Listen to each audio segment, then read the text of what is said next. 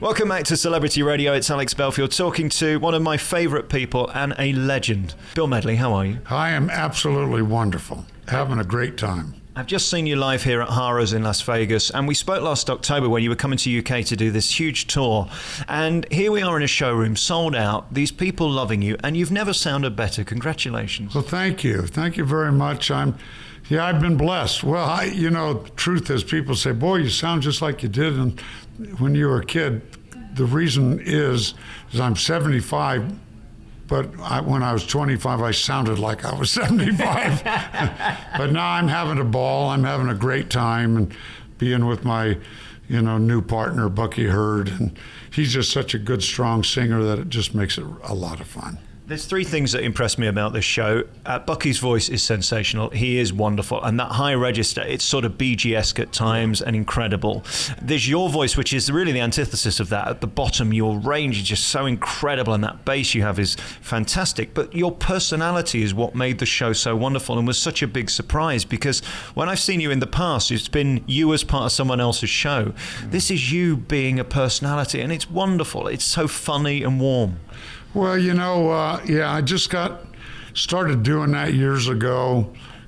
Actually, the Righteous Brothers did a lot of humor, and because we did so many, You've Lost That Love and Feeling, Unchained, all these sad big songs that we kind of tried to break it up. And so, I just try and, get my personality out there a little bit. I guess it's a little bit bittersweet in a sense that your best friend, your singing partner, isn't in the show. But there's the most beautiful moment where you sing Unchained Melody, and we get to see you just with a pin focus, sat quietly singing that tremendous song. And I don't think it's ever been sung with more heart. It can't be easy for you getting through that.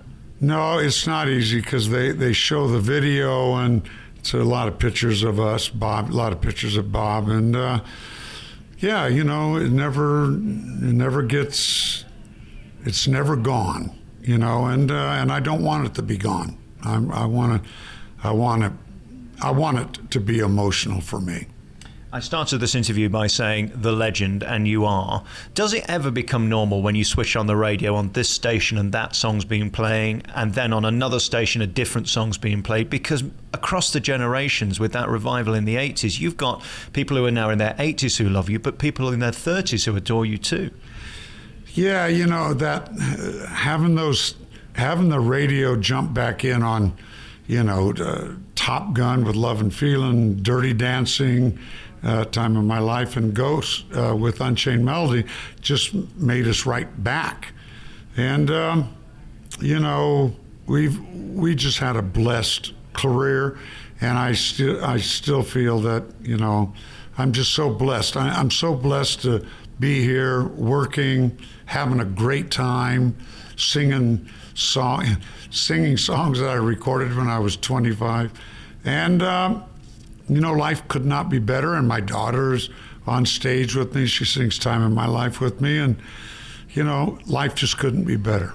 That moment was a surprise, firstly because I didn't know she was in the show, secondly I didn't know she was your daughter, and there's that awkward moment where you pull her back from the other singers and you say, oh, come and stand with me, and you think, oh, this could be creepy, and then you realise this is your daughter. A, she's beautiful, B, she has a beautiful voice, and C, she nails that song, because that could be awkward if it was some sort of token gesture. Oh yeah, no, it would be sick, to tell you the truth, and I do that on purpose. I stop her because I know they're thinking, wow, what? And when I say she's my daughter, they go, oh, thank God. And what a wonderful talent she is too. I guess for you as a father, there's no greater thrill than standing next to her on a stage and singing that song particularly. Yeah, and it's really funny because I almost didn't record it because she was being born at the time. And I promised my wife I'd be there for the birth. And now to be standing on stage with her married and singing Time of My Life with me, it is the time of my life. I mean, it's to be able to be around your children all the time, can't beat it. And at 75, for you to have this theatre sold out here in the centre strip of Las Vegas is a huge testament to your popularity and success. We look across the street, Celine Dion, Elton John, Rod Stewart, you're up there with the best. Is this even surprising to you that people still care? Well, yeah, it's always surprising. Like I say, a curtain goes up, and I don't know if anybody's going to be there. But thank God they are, and it's, it is surprising and it isn't surprising. When you're so busy doing your job, you don't really realize what's wrapped all around all that. It's like when we're having hit records and all that, and people say, man, how's it feel to have these hits? I say, man, I haven't even had time to think about it. I've been out there working it, and not until the 80s, late 80s and 90s, when we got a real chance to spend time with the audience and what our music meant to them and this and that, and that's when we learned, oh man, this is cool. Is there a recipe to it? I mean, Unchained Melody over here and then That Loving Feeling over there, they're very different songs, but equally as beautiful and as loved as you proved tonight. Firstly, they sound great live. Is that partly to do with it? The horn section was sensational this evening. Aren't they great? The horn section makes it worthwhile going on stage. That band is a mind blower. I mean, you heard the guitar player in the blues. This will be the last time. They're just phenomenal. And no, Unchained Melody actually was kind of a mistake. It was the B-side of a song that Phil Spector produced called Hung on You. But the disc jockeys just flipped it over, and there was Unchained Melody, and it just became a hit. So it was an accident. A good accident, but an accident. Frankie Valli once said that he wouldn't make it until he'd got the horn section, so you must have made it. It is true. You don't get that much in Vegas anymore. In the old showrooms you did. To have that here, that sound is so sensational, and they make you sound great. It does matter, doesn't it? It matters a great deal, because there's so much energy coming off that stage. Those horns just blow you right off the stage in the rhythm section, and so that's what makes it magical, that all that air that's going out into the audience, and so yeah, thank God. I mean, Bobby and I started out with the horn section, and when I was offered this job, I said, well, I'm not doing it without a horn section. So thank God they said, okay. And I thought it was very classy the way you opened the show by tipping your hat to Bobby and saying this is for you and about you, because it would be easy to ignore that. You embrace that within the show, and I think that's important.